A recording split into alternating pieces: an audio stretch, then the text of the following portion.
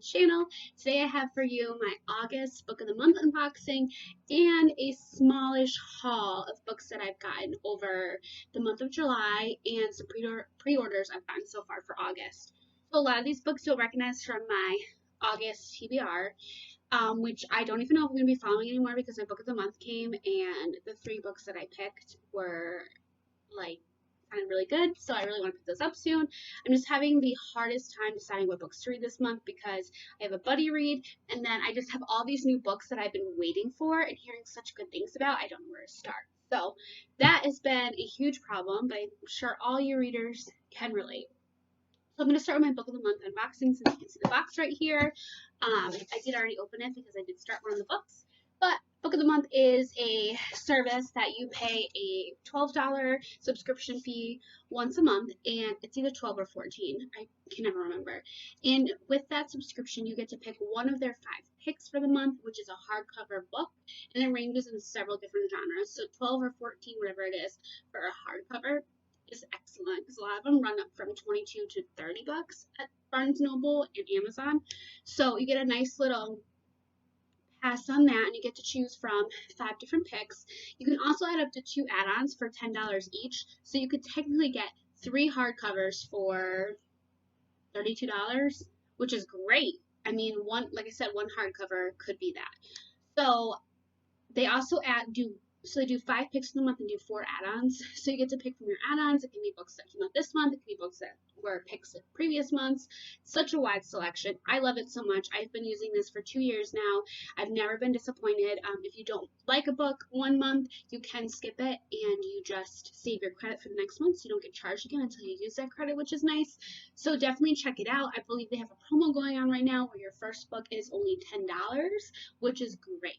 So now that I've explained that, I'm going to show you which picks I chose this month. So I picked 3. I picked two of the 5 they listed, and I did an add-on. And I'm part of a Facebook group that basically finds out what they are a couple days before they come out, and I love it. I know it's cheating, but I'm so used to it now. It's been a couple months that we didn't know these picks until like a day before it went up on the site, and I was feeling so emotional because I've been so spoiled knowing what to get that I can plan ahead. So that was stressful. But the one I did start already today was The Unraveling of Cassidy Holmes by Elisa R. Sloan. So this gave me Daisy Jones and the Six vibes, which I adore that book. So this follows a pop group called Gloss, and out of the 4 members, they don't really keep in touch, but they find out that the 4th member, Cassidy, committed suicide, and none of them have really talked to her in a long time. So they're trying to figure out what happened and why she did that, what was going on in her life, because they broke up several years ago. And it goes between the past and the present. So it goes from Cassidy's point of view to the other 4 members' point of view, and goes through why they broke up and their rise to fame. So this gave me all of the Daisy Jones vibes, which again, I adored that book, so I had to pick this up. I'm only 20 pages in, but I do feel like this is going to be a good read. The next one I got is a thriller that just came out, and that is The Night Swim by Megan Golden. I've been hearing a lot of good things about this book and her other book, The Escape Room. From my understanding, this girl has a true crime podcast, and she ends up hearing about this case where someone drowned, I believe, and she starts to investigate it and tries to use it on her podcast. I might be butchering that a little bit, but that's the of what I got out of it. Sounds really good. I've heard nothing but good things about her writing, so I'm hoping to pick this up soon because I have been in quite the thriller mood. And the last book I got was an add-on, and that is The Comeback. And this gave me The 7 Husbands of Evelyn Hugo vibes by Taylor Jenkins Reid, another book that I loved. And this book deals heavily with a celebrity and her life in Los Angeles, and then one day she has to present an award to a director she used to work with who sexually harassed her, and she has to face him, and then she finds out the other girls are coming forward with it. So it definitely gave me Evelyn Hugo vibes, like I mentioned before. It sounds very good, it sounds very emotional, and I believe it's a debut. My 3 book of the month picks. Now I'm going to go through the books that I hauled through Amazon pre-orders when I went to Barnes & Noble, and books that people have gotten me, or books I've gotten on my card. So I try to find books for cheap on Mercari or eBay if I can. What I'm going to talk about just came out, and that is Bookish and the Beast by Ashley Poston. This is the third installment in her Once Upon a Con series. You don't need to read them in order. They are companion novels, but it helps if you do read them in order because each book gives details of characters from the past book and how they all connect.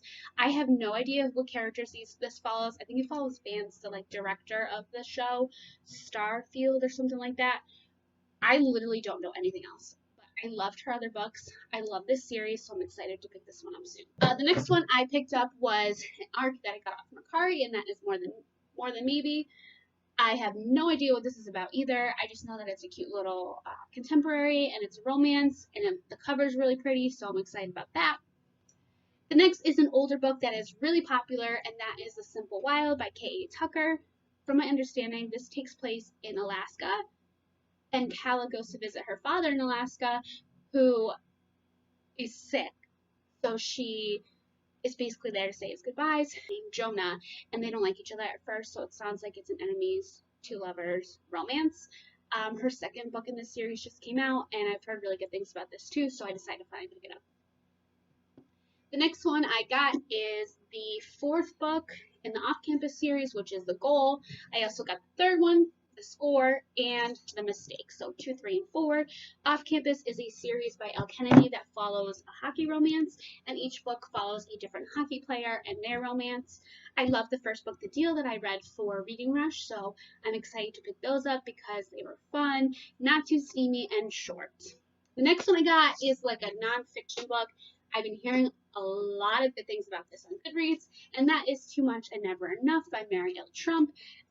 She is Donald Trump's cousin, so this book, she kind of goes into the life and how her and Donald were raised and about his growing up that tries to explain why he is the way he is now.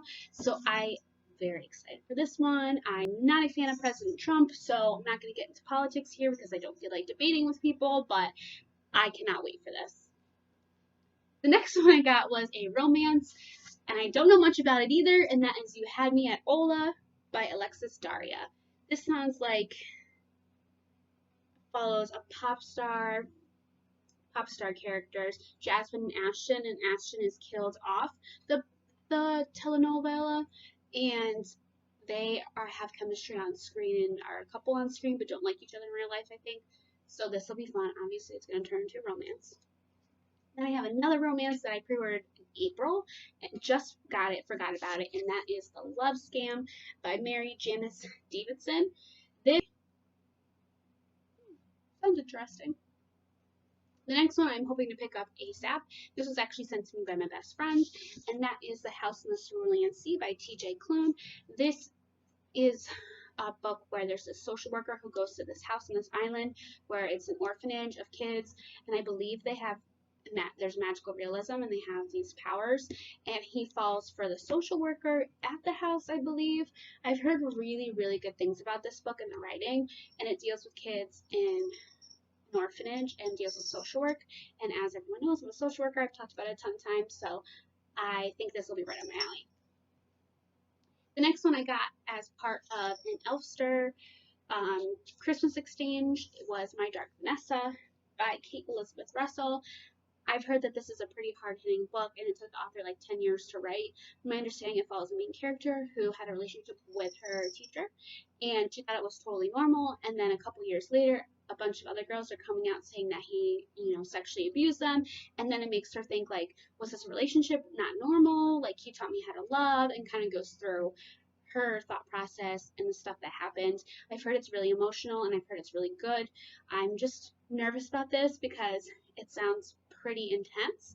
There's another book I got from Facebook, and that is The Vanishing Half by Britt Bennett. It follows two main characters who are twins. They are both black women, and I believe they separate, and one lives in a white community and one lives in a black community. That's all I really know. I heard it's really good and really eye-opening. It's gotten a ton of reviews on Goodreads lately, so I'm hoping to pick this up this month as well.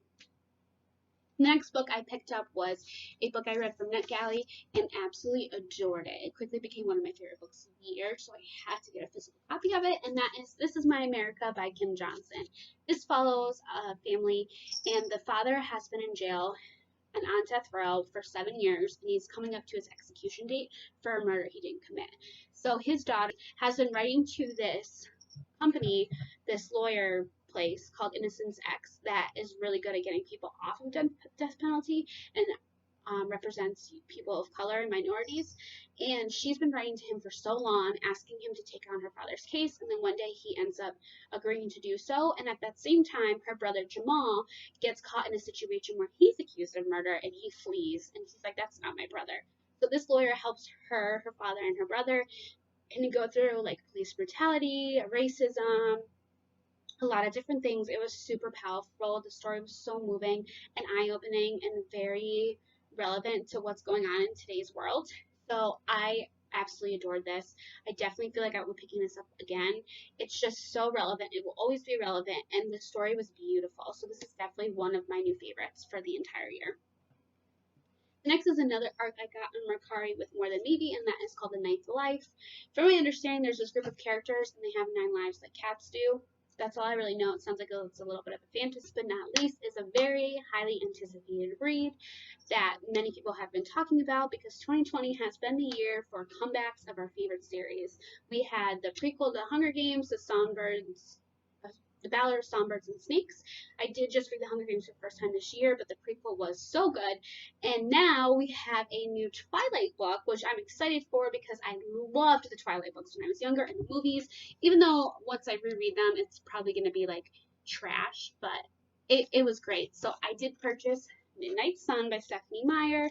This is Twilight told, the story of Twilight. It is massive, way bigger than I thought it was going to be, following it from Edward's point of view. So I'm a little nervous. This could go one of two ways. It could go really well, it could go really bad. I would like to start this while reading other books because it's so big, and I don't know if my attention span will last depending on how the writing is and if it's fast-paced or not. But I am so excited to pick this up and see what it's all about. So that is my August Book of the Month unboxing and a little book haul that I recently had. Now you can probably see why I'm so torn on what books I'm going to be starting soon. I think I have a couple more pre-orders coming in. I always pre-order a bunch of books and then forget that they're coming, and then they show up and I'm like, crap. My cart, my library card that you can see over there, is very full and I'm running out of space. So that's got like romances on it and books that I borrowed from one of my friends.